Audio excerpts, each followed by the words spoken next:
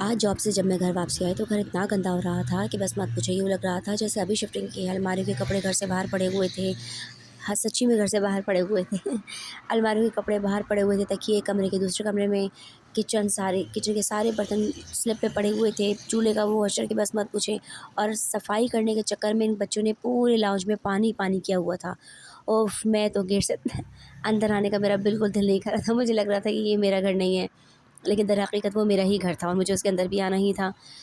जब मैं घर के अंदर आई तो इतना गंदा घर देखकर मेरे बस मत पूछिए, मेरी सारी थकन जो है ना वो डबल ट्रिपल हो गई। लेकिन जब मैंने देखा कि मेरे बच्चे महफ़ूज़ हैं, मेरा घर सलामत है, तो मैंने अल्लाह का ढेर सारा शुक्र अदा किया कि शुक्र है अल्लाह का कि मेरे बच्चे महफ़ूज़ हैं और मेरा घर सलामत है। घर का क्या है, वो तो फिर साफ़ हो जाएगा, लेकिन बच्चे महफ़ूज़ रहें यही बहुत बड़ी बात है। घर गंदा होने पर मैं बच्चों को कभी नहीं डाँटती, ना ही उनके ऊपर चीखती चिल्लाती हूँ, ना ही खुद परेशान होती हूँ। अपने आप को डिप्रेशन का शिकार मैं कभी नहीं करती, बल्कि अल्लाह जी का बहुत सारा शुक्र अदा करती हूँ कि उसने घर दिया और उसमें चहचहाते हुए चिड़िया जैसे बच्चे मुझे दिए।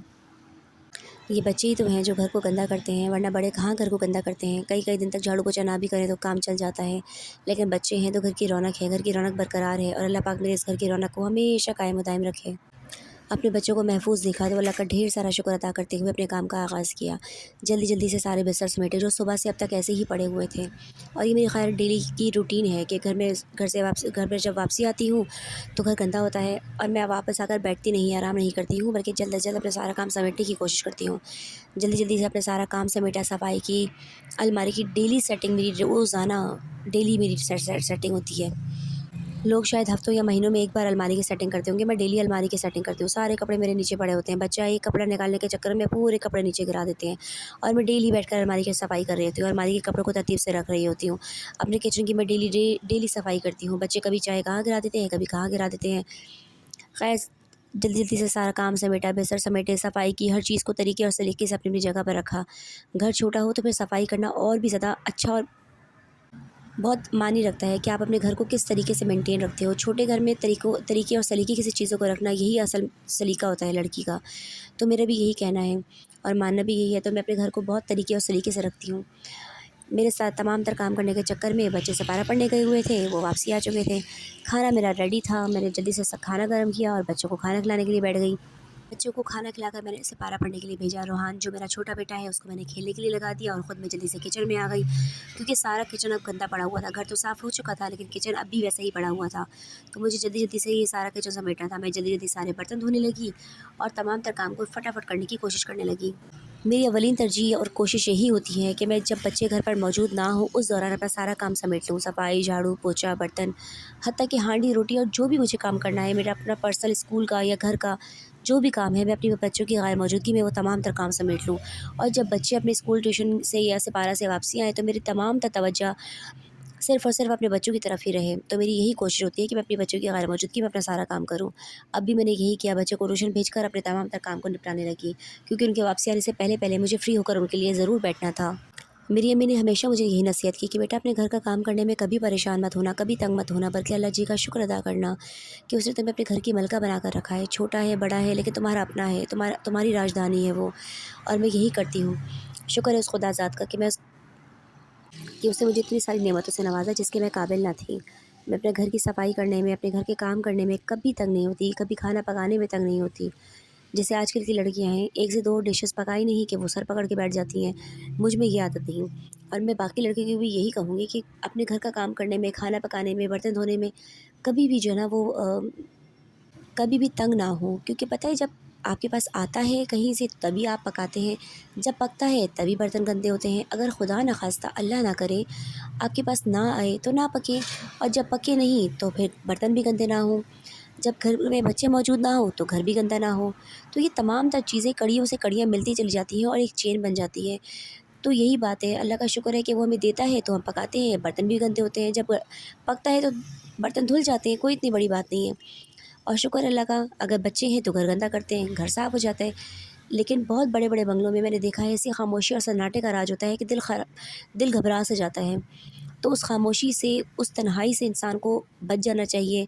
इसलिए अल्लाह का शुक्र अदा करें कि उसने आपके घर में चहचहाते चिड़िया जैसे बच्चे दिए और अगर बच्चे गंद करते हैं तो कोई मसला नहीं। मैं अपने तमाम तर काम समेट कर जब मैं अंदर आई तो ये मेरा छोटा ये जो ना चुपके से फ्रिज से कीनू निकाल कर अपने कमरे में जाकर उसको छील रहा था। यानी मम्मा फ़ारिग ही हो गई। वो अपनी मम्मा के लिए एक और काम ढूँढ रहा था कि अब मम्मा ने ये सारा काम समेट लिया, मम्मा फ़ारिग होके बैठ जाएँगी, तो मम्मा कहीं फैल ना जाए, तो इसलिए उसने वो मज़ीद उसने अपनी गंद बनाने की ना दूसरी शिफ्ट लगाना शुरू कर दी।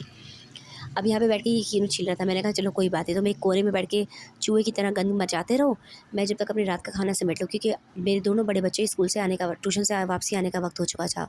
रात के लिए बच्चे ऑर्डर देकर गए थे बिरयानी की, और इनके अब्बा जी ने ऑर्डर दिया था आलू गोभी का, क्योंकि वो रात को चावल खाते नहीं और बच्चे रात को रोटी खाते नहीं। इन बाप बेटा की भी अलग ही नखरे हैं, एक से बढ़ के एक फरमाइशी और चटोरा मेरे मत्थे लगाए। पहले मैंने सोचा कि बिरयानी को पहले करते हैं, तैयार करते हैं, तो मैंने पहले बिरयानी का मसाला बनाने लगी। इस दौरान जो है ये छोटा मेरा बेटा ये भी आ गया दरमियान में। ये कभी ना कभी किसी न किसी बहाने से घर में चक्कर लगाते ही रहते हैं ट्यूशन से। कभी पेशी आ रही है, कभी पानी पीना है, कभी भूख लग गई है, तो ये ट्यूशन से वापसी आते ही रहते हैं। और मेरा छोटा बेटा जब देखा कि मम्मा किचन में घुस गई तो ग्राइंड करने के लिए वो पहुंच गया। मैंने कहा चलो आओ भाई तुम भी मेरी हेल्प करवाओ। मैंने फटाफट लहसुन अदरक मेरा पेस्ट करके रखा होता है फ्रिज में। मैक्सिमम चीज़ें मेरी ऑलरेडी फ्रिज में सेव होती हैं। तो मैंने लहसुन अदरक डाला, टमाटर डाले और मैंने बिरयानी का मसाला रेडी करने लगी।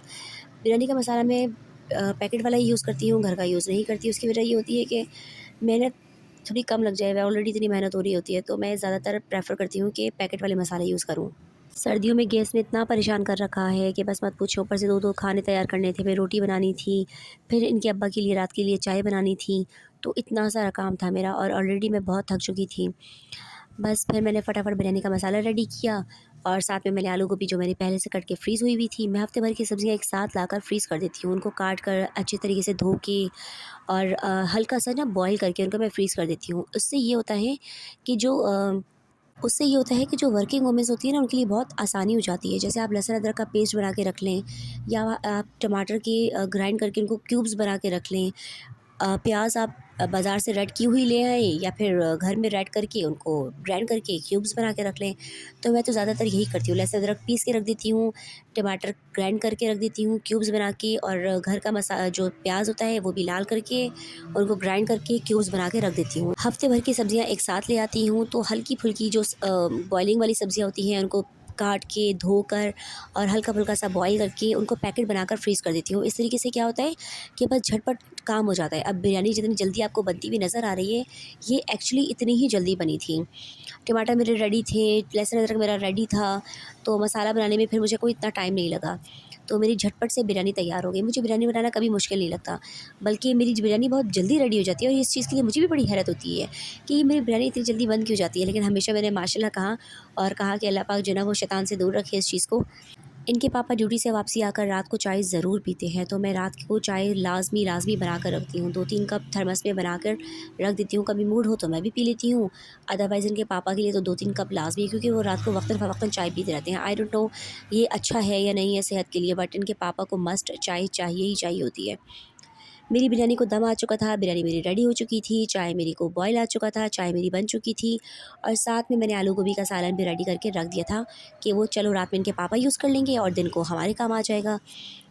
तो बिरयानी मैंने बच्चों की फ़रमाइश पे रेडी की थी, और आलू गोभी का सालन इनके पापा की फ़रमाइश पे रेडी हुआ था, जो दिन को हमने भी खाना था। चाय बन चुकी थी, मेरा तमाम काम हो चुका था। और पता है जब मैं अपना सारे घर का काम कर लेती हूँ ना, तो मैं फिर अपने घर को ना गौर से एक दफ़ा देखती हूँ कि हाँ, मेरा ये वाला कमरा भी साफ़ है, ये कमरा भी साफ़ है, मेरा किचन साफ़ है।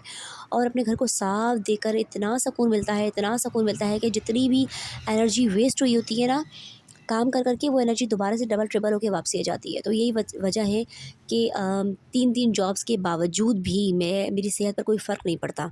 अब आप लोग बिल्कुल भी ये परेशान ना हो कि 3-3 जॉब्स, एक्चुअली मेरी एक ही जॉब है। मॉर्निंग की जो मेरी जॉब है मेरी, सेकंड जॉब वो है जो मैं घर पे आके करती हूँ, आफ्टरनून घर की सफाई वगैरह, और तीसरी जॉब ये है कि बच्चों को सँभालना। तो ये मेरी